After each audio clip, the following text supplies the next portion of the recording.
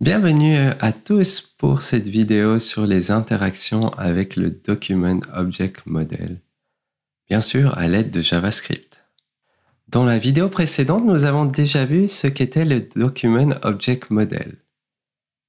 Nous avions vu qu'après que le browser ait été chercher une ressource sur le web, par exemple une page HTML, il va décoder le contenu du fichier pour interpréter et identifier les différents éléments HTML et attributs HTML associés et créer une structure en mémoire vive de ces éléments qu'on appelle justement le DOM, le Document Object Model. Vous avez ici un exemple d'un arbre DOM où vous avez l'élément premier, la balise HTML, dans laquelle vous avez une balise head, une balise body. Dans la balise body, vous auriez ici un hyperlink qui a un attribut href pour indiquer vers où pointe le lien, et d'autres éléments comme par exemple un titre de niveau 1, un title dans le head. Voilà. Vous imaginez bien comment on peut maintenant se structurer de manière hiérarchique le DOM. Bien, nous savons donc que le browser va construire le DOM lorsqu'il va, après avoir récupéré une page HTML. Mais c'est intéressant de comprendre comment est-ce qu'à partir du JavaScript, on peut accéder à un des éléments du DOM qui se trouvera dans la mémoire vive de notre browser. L'idée, c'est on veut accéder à un de ces éléments à l'aide de JavaScript. On veut mettre à jour, par exemple, un de ces éléments à l'aide de JavaScript, changer le titre d'un bouton, par exemple. Et puis, le browser, automatiquement, dès qu'il y aura un changement du DOM, eh bien, lui va devoir faire un re-render, donc un réaffichage. Il va donc redessiner la page web. La première fonction, celle qu'on vous conseille d'utiliser de manière prioritaire, c'est Query Selector. Voici un petit exemple de l'utilisation de Query Selector. Vous avez une page HTML qui contient 5 boutons. Premier bouton a un identifiant MyButton1 et une classe CSS associée First. Voici comment nous pourrions donc accéder à ce premier bouton. On voit déjà qu'on a inclus ici un script externe, index.js, dans lequel il y aura du code pour accéder à ce bouton. Dans le fichier index.js, on a donc ici l'appel de Query Selector. On commence toujours avec document. Et puis le nom de la fonction. Et on lui passe ici ce qu'on appelle un CSS Selector. Alors, il y a 3 grandes façons d'accéder à un élément. C'est les plus rencontrés et les plus utiles. Ici, on met un cross, ça indique qu'on veut accéder via l'identifiant associé à l'élément. Pour rappel, ça c'est l'identifiant. On pourrait aussi accéder via le nom de la classe. Pour ça, c'est un point pour dire c'est une classe. Et on va mettre le nom de la classe, .first. Là, eh bien, on accède à l'élément qui a la classe first. S'il y avait plusieurs classes first associées à différents éléments, eh bien, Query Selector renvoie le premier élément rencontré. Et on pourrait aussi accéder directement à l'aide du nom de la balise button ici. On pourrait donc ici mettre button. Bien sûr, il y a 4 boutons dans cette page HTML, donc ce sera le premier élément qui est rencontré, qui est renvoyé. Voilà donc pour les 3 façons, soit par le nom du tag, par le nom de la classe, ou via l'identifiant. On pourrait aussi accéder à un élément HTML à l'aide de JavaScript via getElementById. Ainsi, on pourrait mettre ici la fonction getElementById et on lui passe comme ID la chaîne MyButton1. Attention de ne pas mettre de cross ici, c'est pas un CSS Selector qu'on donne, c'est réellement directement l'identifiant. Pour pas que vous vous remplissiez trop l'esprit, on vous conseille juste de retenir Query Selector. Malgré tout, vous verrez que sur le web, quand vous ferez vos recherches, très souvent, vous verrez getElementById. Si vous souhaitez accéder à plusieurs éléments HTML à l'aide de JavaScript, Query Selector All permettra de renvoyer un tableau d'éléments associés au sélecteur CSS que vous lui passez. Exemple, dans l'application précédente avec les 4 boutons, nous pouvons appeler la fonction Query Selector All en donnant ici le nom du tag et nous allons récupérer les 4 boutons dans un tableau ici. Alors, quelles que soient les fonctions que nous avons utilisées, Query Selector, GetElement by ID ou Query Selector All, lorsqu'on a une référence à un élément qui se trouve dans le DOM, eh bien, on va pouvoir par la suite agir sur cet élément du DOM. Par exemple, changer son texte. Mais bien sûr, pour ça, il va falloir gérer des événements. Gérer un clic sur un bouton, gérer un passage de souris sur un élément, une div ou quoi que ce soit. Et donc, on va devoir apprendre à faire de la programmation fonctionnelle. Il existe bien sûr d'autres fonctions que celle-ci pour accéder à des éléments en HTML, mais disons que ça, c'est vraiment les principales qui permettent de tout faire. Alors, nous allons apprendre à faire de la programmation événementielle, savoir répondre à des actions des utilisateurs. Il y a eu un clic, qu'est-ce que je dois faire? Pour ce faire, il faut comprendre comment le flux des événements est géré au sein du Document Object Model. Pour ça, la spécification de la norme donc, qui gère le DOM a un très beau dessin qui explique bien les choses. Voilà, il faut savoir que donc, le DOM, c'est une structure hiérarchique avec un parent qui a un enfant, qui lui-même a un enfant, qui a un enfant, qui a des enfants, etc. Et donc, il y a une propagation des événements pour pouvoir les gérer à différents niveaux. Imaginez qu'il y ait un clic qui se passe sur une cellule d'un tableau. Eh bien, la première phase, c'est de savoir, de capturer cet événement. Et donc, on va passer des ancêtres jusque vers l'élément cible. Et donc ici, l'élément cible, ce serait cette cellule d'un tableau. Dans la phase où on gère la cible, eh bien, ici, l'événement va être géré par l'ATD. Et puis, il y a une dernière phase qui s'appelle la bubbling phase, où l'événement va remonter le long des descendants comme une bulle, afin de laisser l'opportunité aux parents de cet élément de potentiellement avoir une certaine gestion de l'événement. Alors, pour gérer des événements, il faut donc connaître les cibles de ces événements et sur ces cibles, ajouter ce qu'on appelle des écouteurs d'événements. Par exemple, mettre un écouteur de clic sur un bouton. La façon recommandée dans ce cours, c'est d'utiliser la méthode addEventListener pour ajouter un écouteur d'événements. Lorsqu'on utilise la méthode addEventListener, il y aura 2 choses à penser. La première, c'est quel type d'événement on écoute. Est-ce que c'est un clic? Est-ce que c'est un passage de souris? Est-ce que c'est le fait qu'on est en train de modifier le champ d'un formulaire? Et puis, la deuxième chose à penser, c'est d'indiquer quelle action doit être faite dès que cet événement va se produire.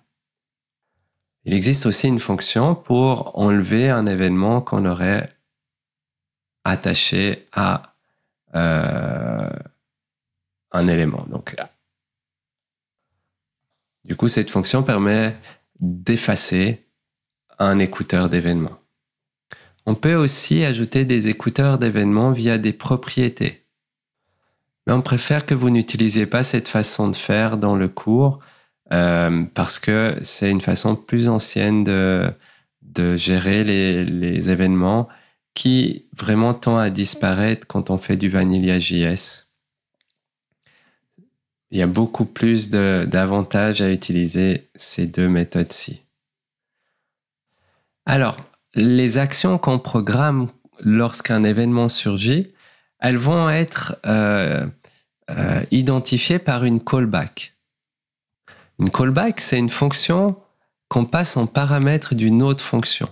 va voir quelques exemples maintenant.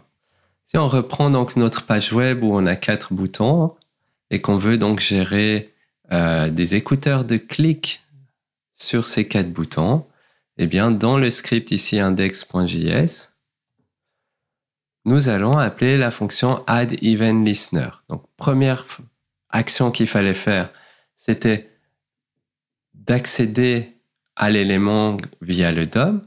C'est ce qu'on a fait là. Maintenant qu'on a une référence à l'élément dans le DOM, on peut attacher à cet élément un écouteur d'événements de type click. C'est le premier paramètre de la fonction addEventListener.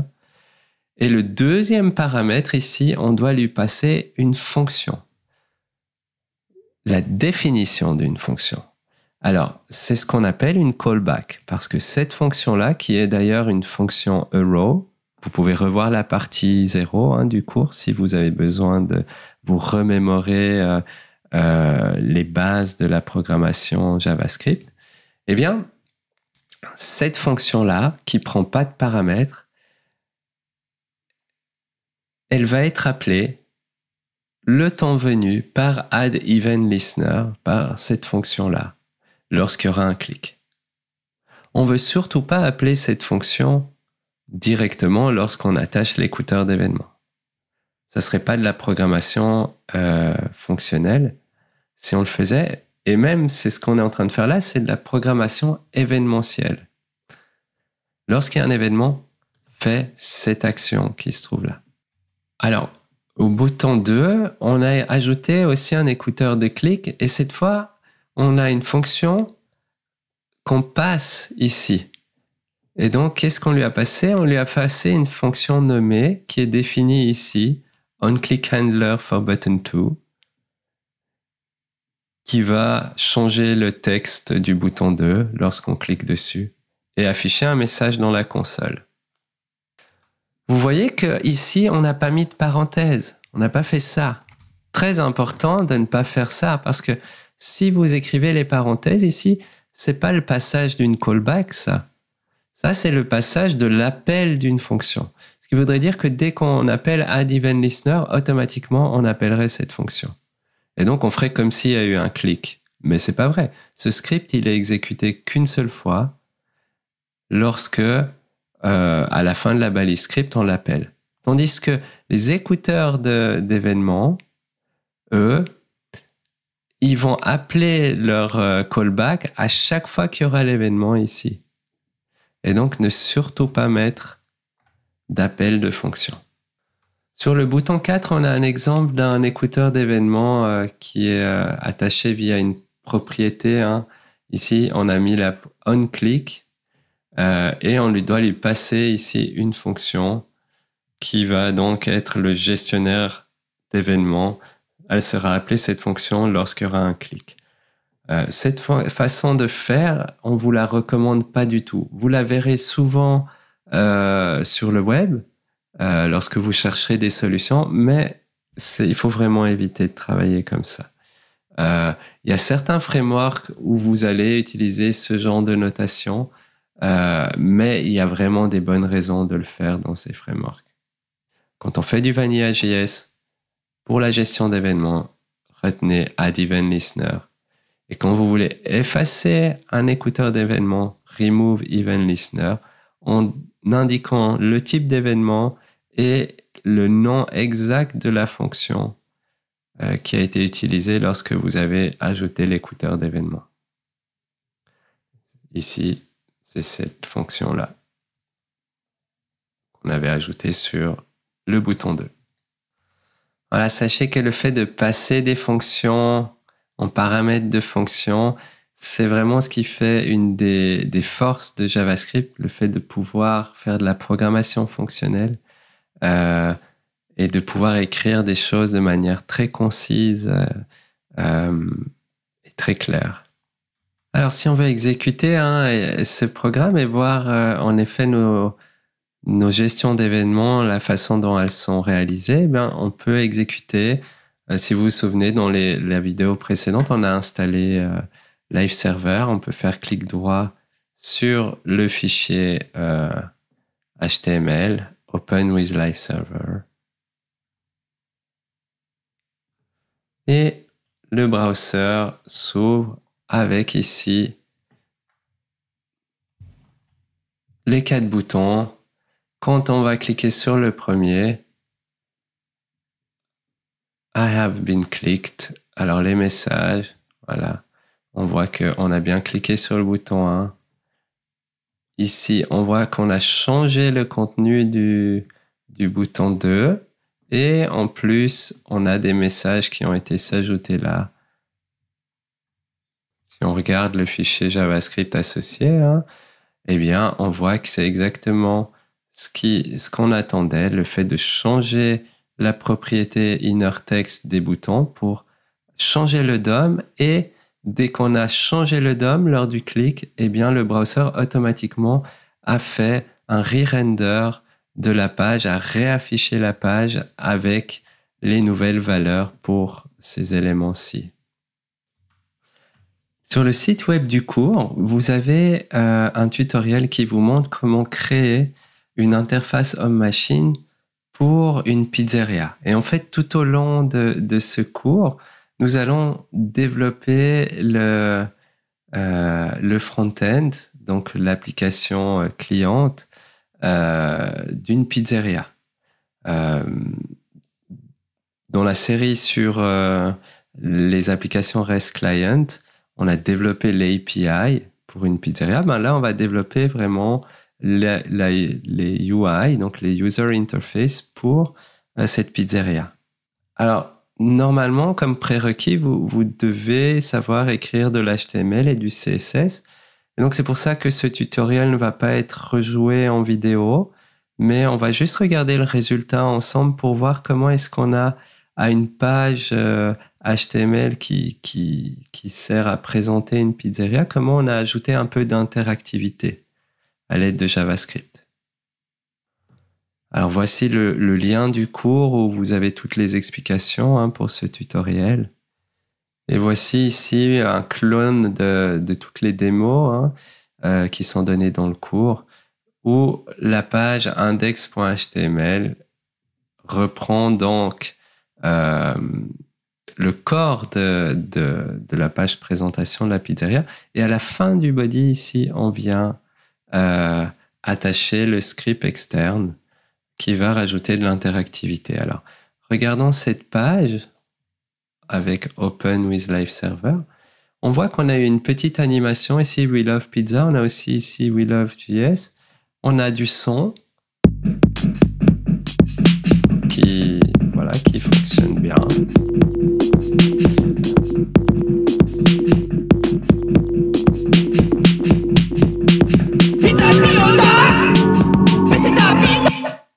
Et donc, l'interaction ici qu'on a rajoutée en JavaScript, c'est qu'on peut considérer que les gens ont des doigts un peu maladroits et qu'ils cliquent à côté.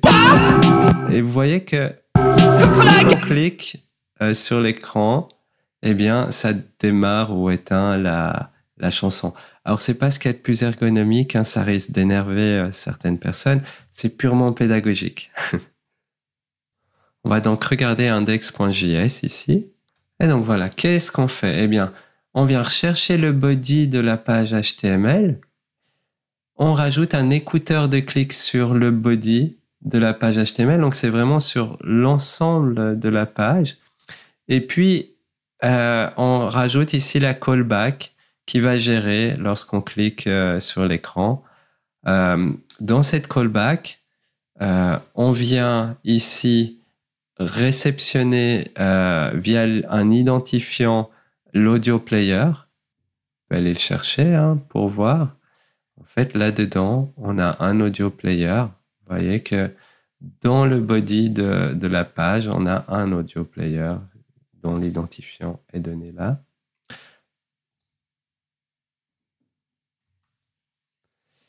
Et donc, sur base de la référence dans le DOM vers cet audio player, eh bien, on va pouvoir accéder aux fonctions.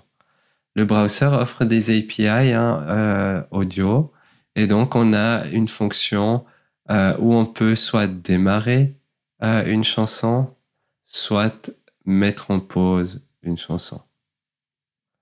Ce qui fait que voilà, sans arrêt, on peut démarrer, stopper, resume, redémarrer, stopper, etc. Donc, interaction, résumé très simple avec le DOM. D'abord, accéder à l'élément qui est donné, décrit dans la page HTML. Ensuite, avoir une gestion d'événements sur cet élément. Le type d'élément qu'on écoute, la callback pour programmer ce qui doit être fait lorsqu'il y a cet événement qui se produit. Et puis, interagir sur les éléments du DOM. Comme ici, on a récupéré un élément et on appelle des fonctions ou des propriétés sur ces éléments. Et le browser, en fonction des changements qui auront été faits sur ces éléments du DOM, va redessiner les choses ou bien va jouer un son, jouer une vidéo, etc. Voilà, ça sera tout pour cette vidéo. À bientôt!